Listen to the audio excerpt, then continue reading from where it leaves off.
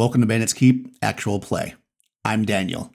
Today we are continuing my original Dungeons & Dragons solo campaign using Chainmail as the combat system. When we ended last session, a evil chaos lord had raided the PC's encampment, and they were a bit outnumbered there, but they used a staff of command to charm a bunch of the soldiers and the lord themselves. The henchmen charge up and grab them and pull them off their horse because they said don't resist or whatever. The two elves with bows can clearly see, who's still going to be fighting, right? Because they're drawing their arrows. They don't stop. So they're going to target those. So now I'm going to make my attacks with bows. And again, attacks are simultaneous, which means that they'll get shots back whether they die or not. In fact, I'll do the enemy first. So they have a second level, a fourth level, and a third level. So that's 9 hit dice total. We're going to take the PCs, and we're going to look at their armor. Armored foot, no armor, no armor, no armor. Okay, so light foot is how they're going to track here.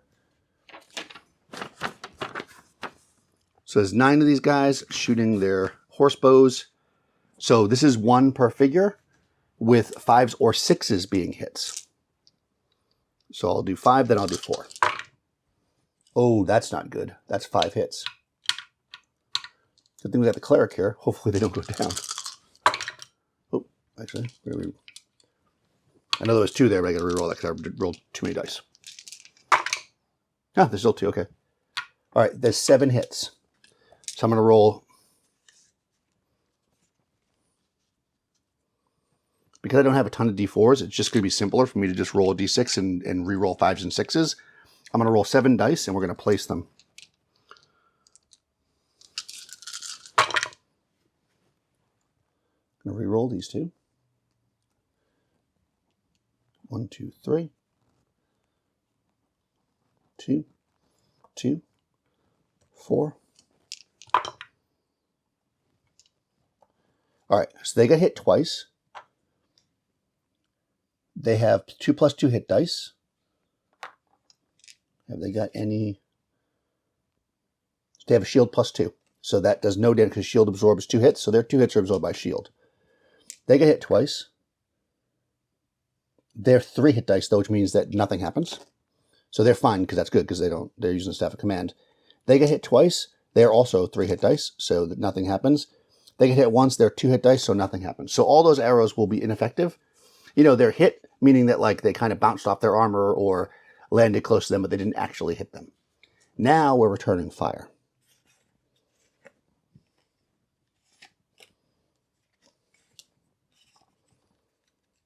These 2 elves are shooting. 2 men plus 1. 2 men. They are shooting. These guys are up on horses, so they're light horse. They've got longbows. Longbow versus light horse, 1 die per figure, 6 hits. So they're rolling 2 dice, okay? Plus 1 because they have a high dex, plus 1 because they're in short range. Oh, I probably should have added that for the other ones, but I didn't. I'm not going to worry about it now. And only 6s hit, right? So they can add 1 to 1 die, so that's 1 hit.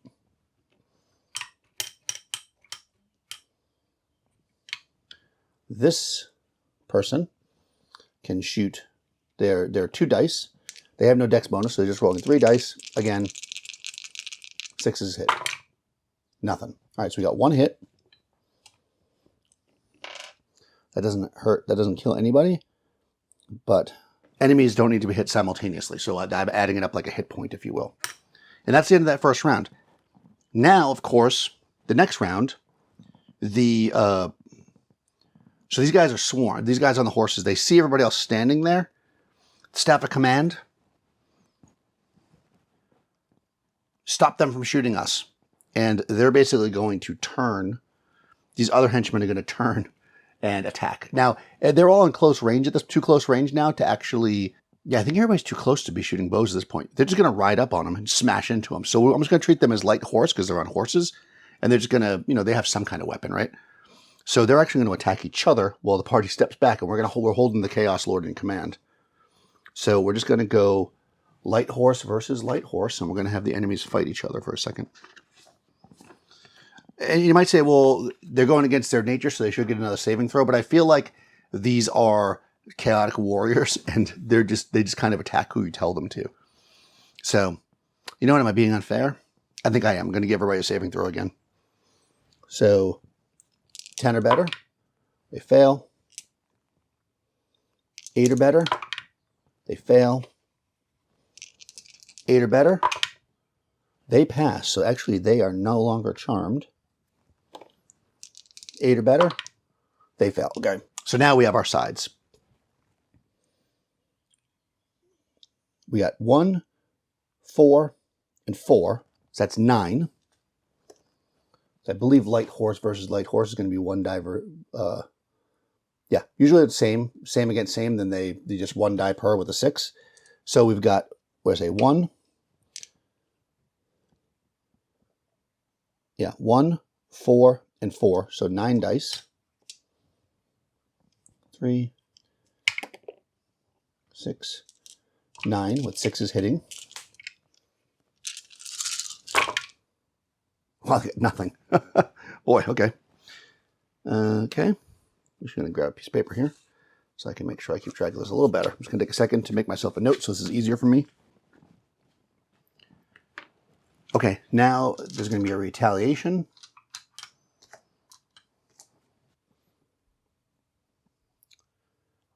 I think what we're going to end up doing here, and I'll do it in a second, is I think I'm going to have them, I might have our guys charge in and attack as well. We're not on horses though, so I don't want to do that. So we're going to actually stand back and let this thing play out. So they just attacked. Now it's their turn to attack. They're 6, they're 12.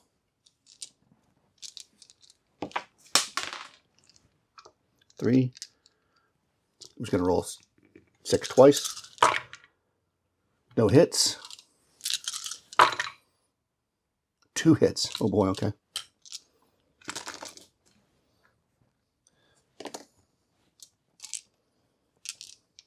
These are D3s. So 2 hits against them.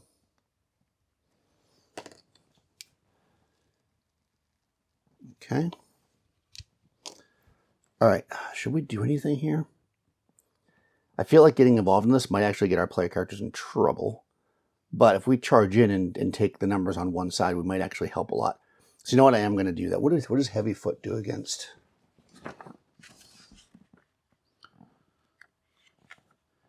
Heavy Foot against Light Horse is 1 die per 2 figures.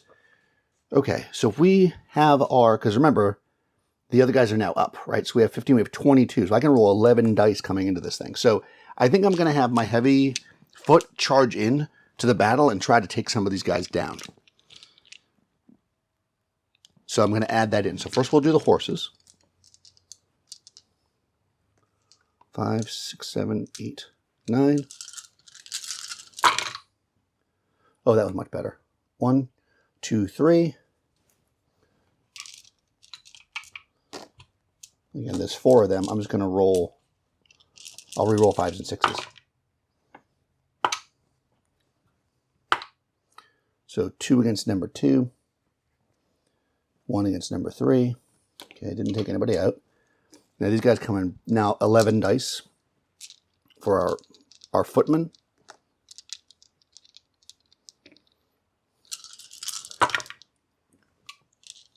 No. 2 hits. 3 hits. I know there's a lot of people attacking and it's like a big skirmish, but I feel like they're just coming in with their spears and just like jamming in and backing up and coming in line. So that's why they can kind of, that was 3 more, right? I'm going to say that was 3 more. I lost count because I started talking. All right, I'm just going to roll 3 more. If it was more than that, then. Okay, I got to re-roll these 2. Oh, come on. Now I'm rolling high. Okay, so 1 against number 1, which actually kills him.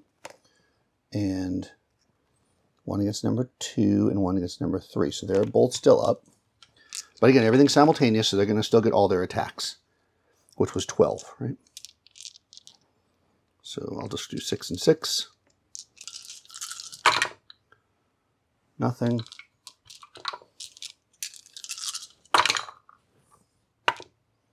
Nothing. Okay. So in that round of combat, just to be clear, all these horses are still kind of slamming against these other horses, but then my heavy foot kind of came in and, imagine them coming in like from different directions with the spears, just stabbing at the horses. And we basically took out one rider with a horse. There's still 3 of them up as we go into the next round of combat. So again, I'll just do our side first. This is, so it's 9, so I'm going to roll 4, then 5. None.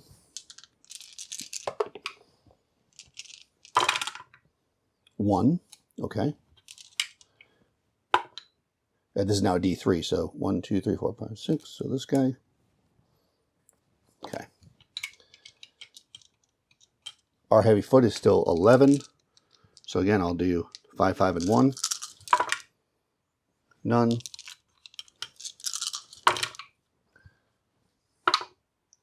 Two. So 2 hits. Okay, that actually takes out this guy, because 1 more against this guy, which would be there. That's 4, so they're down. And then this one actually is here. There's only 2 of them left. I feel like there's a good chance they're going to surrender at this point. We'll make a morale for them. That's that's half of them down in their horse. Yep, 6 or better. At 1/3, they should make it, and they need to make a 6 or better. So actually, and that 2/3 automatically surrender. So if I kill 1 more, the last one will surrender. Okay, they make it. So that we're going to go into another round of combat. I'll just do them first because there's only 6 of them. They get no hits. We still have 9. None. 1. Which will kill one of those 2 guys. So that ends it, really. We don't even have to... Let's just do the 11, because the melee is not over, so we might just kill this guy, and then he won't get a chance to surrender. Yeah, he's down. All right. All right, wow, okay. And then as this kind of ends, these guys are charmed currently, and basically she's holding control of them with the Staff of Command. They... We have them step off the horses, and we capture them. We basically say, take a rest, have some drinks, and they kind of sit down and stuff. And then when we do that, we pull their weapons away. Because obviously, again, we don't want to take a risk of going against their nature. So we kind of trick them, which should be easy enough to do when you have somebody charmed, as long as you're careful about it. And we now have them captured. So this is interesting because we have a 9th level Chaos Lord captured. And they had some kind of a prophecy that seemed to relate to the player characters. So, at this point, oops, it's knocking so. At this point, feels like I need a moment to figure out what the heck's going on. See how random encounters can be more than random. So there's 2 things that are majorly going on with this group. One is they're going to destroy and shut down this temple, right? They made that deal with the Patriarch. Could this Chaos Lord have got a vision from an entity that kind of corrupted that temple and sent them to take the player characters out? That seems like it could be true. Could the Chaos Lord that the thing that they're seeing, could that just be the Balrog, right? Could it be that the Balrog is somehow sending them there to defend themselves? So we could go either way. So I think what I'm going to do is, first of all, I'm going to stop the camera for a second. I'm just going to clean this up because I made a big mess here. Okay, so let's take a second to think about this. Well, again, we have 2 options here. So what I'm going to do is I'm going to draw some cards, and we're going to see which one seems to make more sense story-wise. Was it the Balrog, or is it a greater force that somehow doesn't want us to close up that other dungeon by destroying all the stuff in it?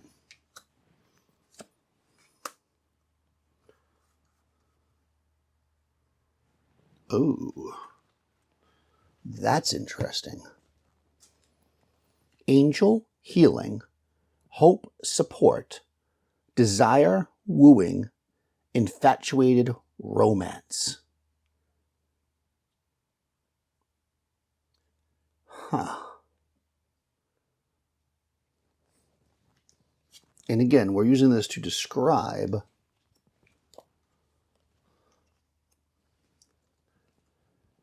the prophecy. So again, it is a prophecy.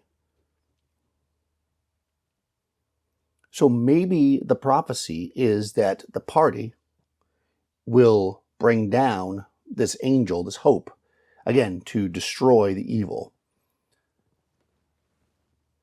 The desire part, perhaps that's a little bit closer to how they convinced the Lord.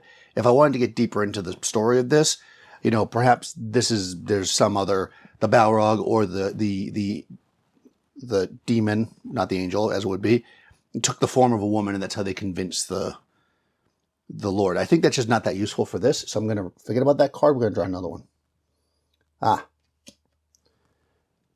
Shadow, lurking, hidden, ominous. That's the Balrog. Okay.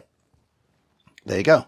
We'd already said this was a waypoint for chaos. It used to be a lawful place, a temple that was destroyed. So this Balrog sent a vision to this Chaos Lord that if the party was allowed to come to the space, that they would bring down an angel that would cleanse the place, which of course they don't want because they're chaotic.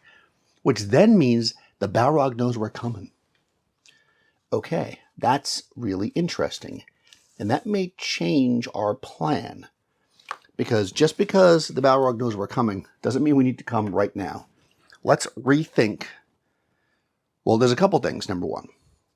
First of all, they have 8 horses, which we're going to take, and we're going to put them in our wagons.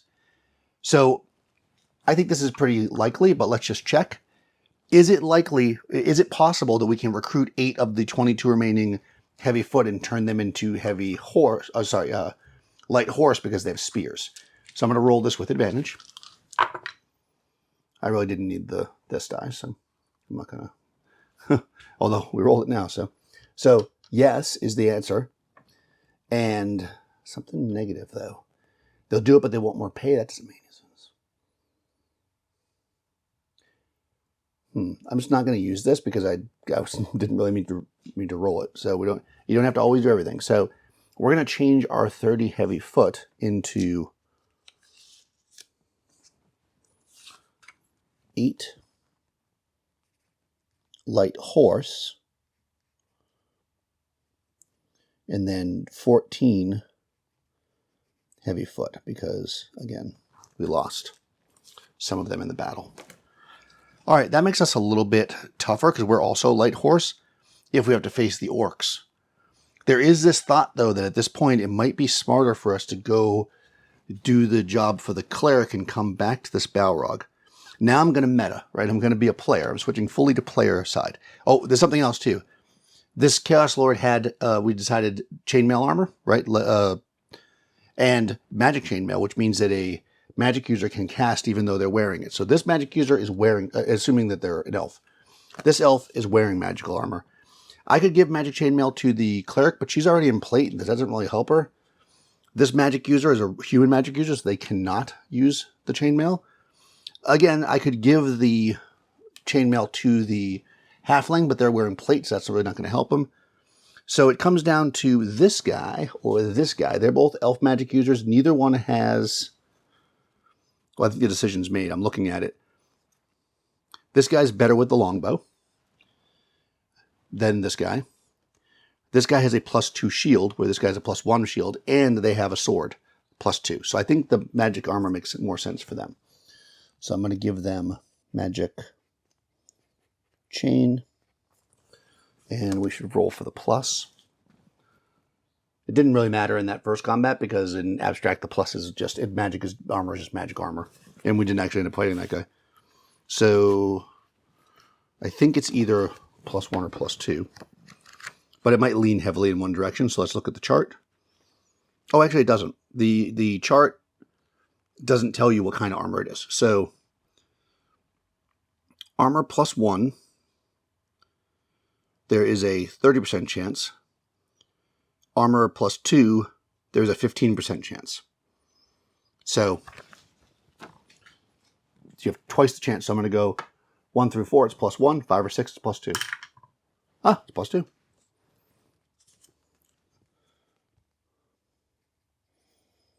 Nice. Okay. That is very good.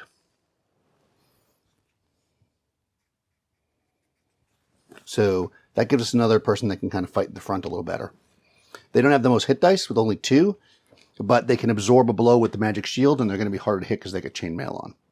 Okay, so that's that. Now again, let me get a little meta. And what I mean by that is I'm going to look to see what our chances are against the Balrog. It was not initially my plan to fight the Balrog. The plan was to go in there, take out a few orcs, get some treasure, and get out and maybe come back another time. But the Balrog, knowing that we're coming, I'm going to increase, so as a dungeon master, I'm going to increase the chance that we will encounter the Balrog when we're in the lair, because it knows we're coming. So I'm going to look at the combat charts, and we're going to look at the fantasy combat charts, because that's how a Balrog would be fought. A Balrog fights as a demon, and so demon versus hero, they only need a 4 to hit them. So basically against the halfling, the Balrog is just going to crush them. The halfling has no, I think they have a magic sword. So that's not completely useless, but the halfling themselves, hero, needs an 11 to hit a demon. So basically they're going to need, I believe, a 10 because, like I said, I think they have a plus. Let's look for everybody who has a magic weapon. They have a sword plus 2. Let's see. They have a sword plus 1, plus 3 versus trolls. So if we encounter any trolls, it'll be good. So really the halfling's chance of defeating the Balrog is very, very low. The elf that we just gave the armor to, though, they actually have a pretty decent chance because they have a sword plus 2, and wizard versus demon only needs a 7. However, they are not fighting as a wizard. They're fighting as a wizard minus 3? 4. So they actually need an 11, so it's exactly the same chance. They have plus 2 swords, they need a 9. So again, not a very good chance. And keep in mind that they only do damage equal to their hit dice, and the Balrog's going to have like 9 hit dice, so it's going to need to be hit multiple times. This magic user has no magic weapon. They would need an 11 as well. This cleric can't hurt the Balrog at all. This magic user is the same thing, would need an 11, and they don't have a magic weapon. So yeah, basically, I would lose most of the party and maybe have a small chance of defeating a Balrog. So I think with this knowledge, sometimes a retreat is your better option. I'm going to leave it to the dice, I should say, because sometimes players will just do something, right? So I'm going to remove this, and we're just going to straight up ask, are the player characters going to... Now the answer is are they going to attack the Balrog is no. I mean, that would just be suicide. But are they going to risk encountering the Balrog in order to destroy some of these orcs and loot this place? Because that's kind of what they came for. They spent a lot of money on this map, and they could walk out of here with a big chunk of change. I mean, they don't need to get that much to recover their money.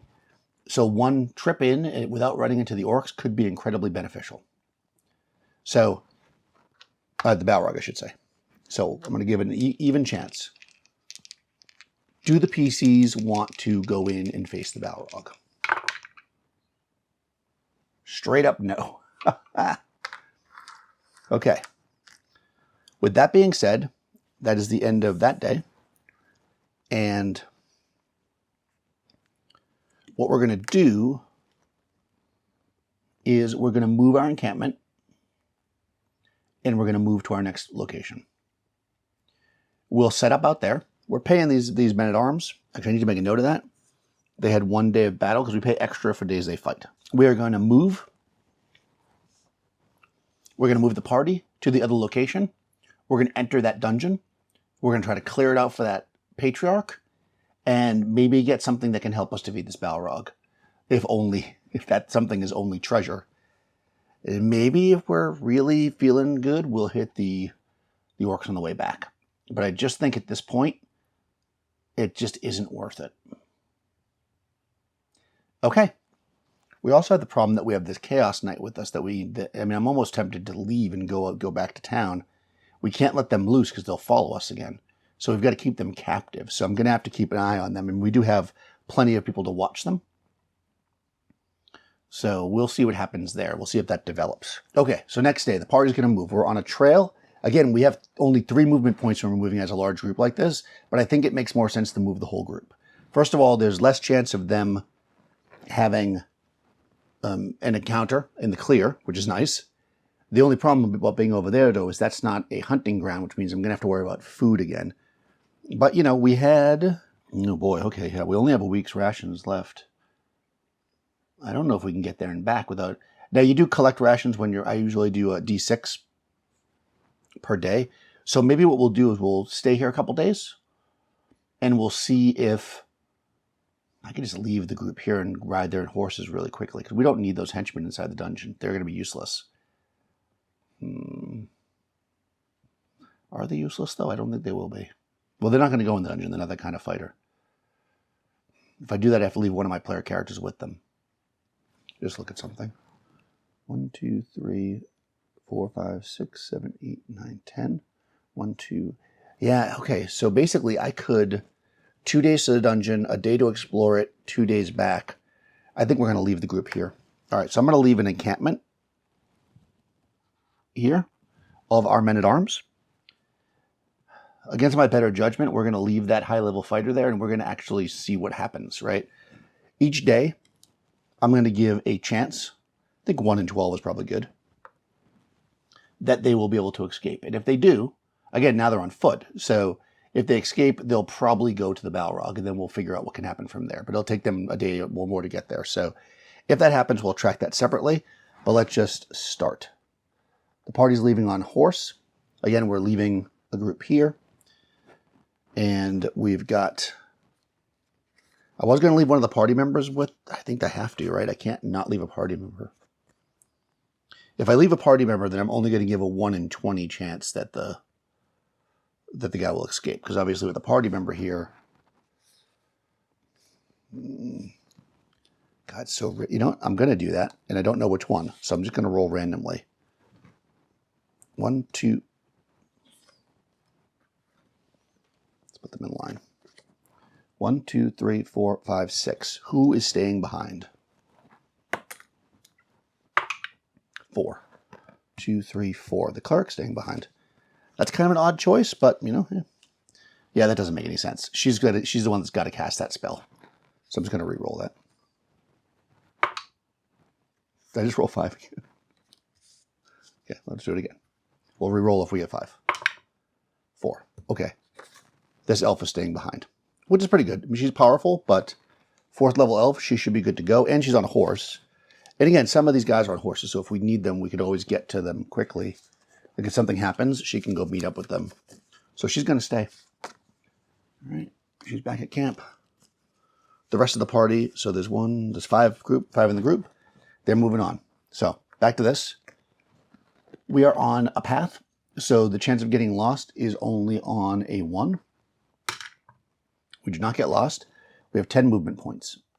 1, 2, 3, 4, 5, 6, 7, 8, 9, 10. We stop there in the clear. Do we have an encounter? 6, we do. Okay. Now, just for good measure, I'm going to roll here to see if there's any encounters. Probably should mark that somehow. So again, there could be a possibility of 2 encounters there. Morning and night. Nope. Okay, that day goes by clear there. D20 to see if the fighter escapes on a 1. Nope. All right, so we have an encounter in the clear. Okay, we're going to roll a D8.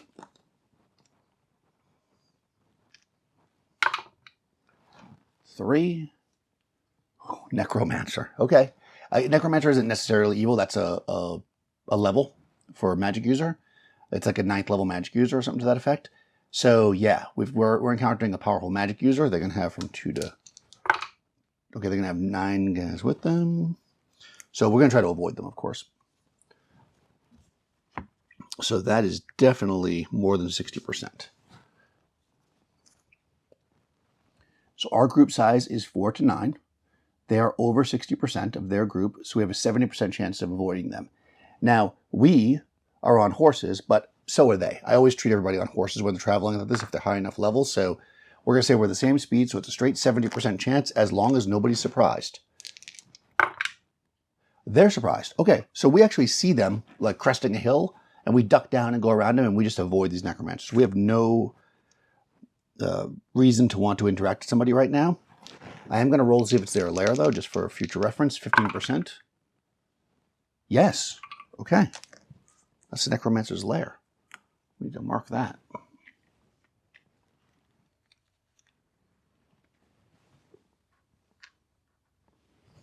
Next day. We're in the clear. We're only lost on a 1, and we're not. 1, 2, and we're there.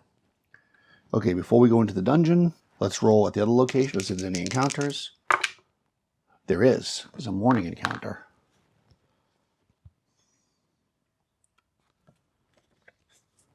It's funny how that encounter kind of changed everything.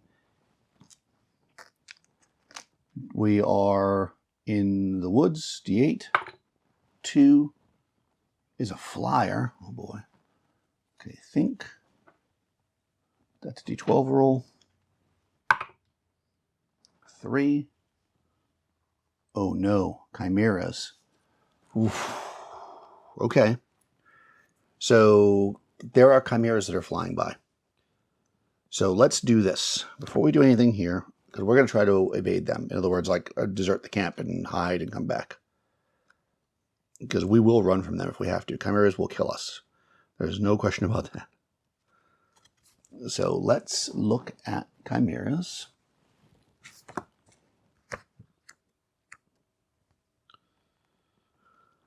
From 1 to 4. Let's hope for a big number. 3. Okay, so we're over 60%. Okay. Their speed is 12/18.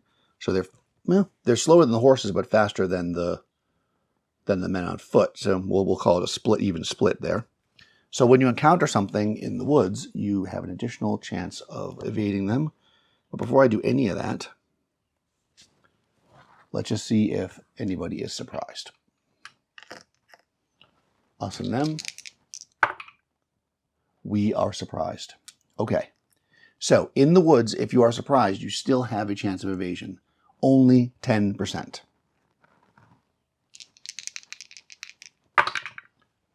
$77, we do not. So we're going to run. The elf says, scatter. We probably had a plan for this. And we're going to move in a random direction. And it's not faster than us, so it won't actually catch us. Which means that we'll just kind of do the evasion. So here we go. We're going to go to random direction. 6. Okay, we're moving this way.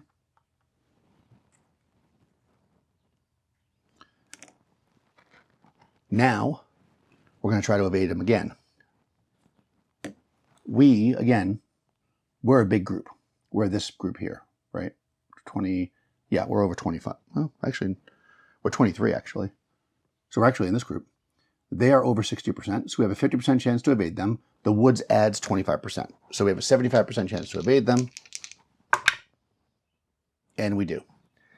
Okay, so we evade them in the woods. But we're not where we were before, obviously. The next day, we have to take a half a day to rest. And the reality is because of where we are and because of the speed of our group, we can't actually move this day. So we're effectively resting the entire day. So I'm going to make 2 more rolls. And we don't have any encounter. Okay, I'm going to jump ahead a little bit in time with these guys just because I want to make sure that I'm on course here. And they're going to move. Well, actually, are they lost in the woods? They are lost on a 3. They're not lost. So they're going to move. Do they have an encounter? They do not. Okay.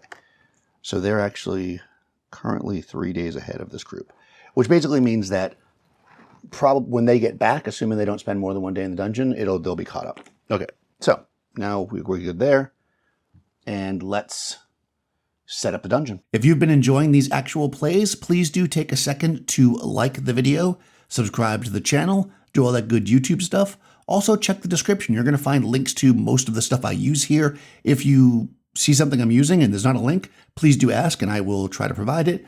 In any case, I'll talk to you soon.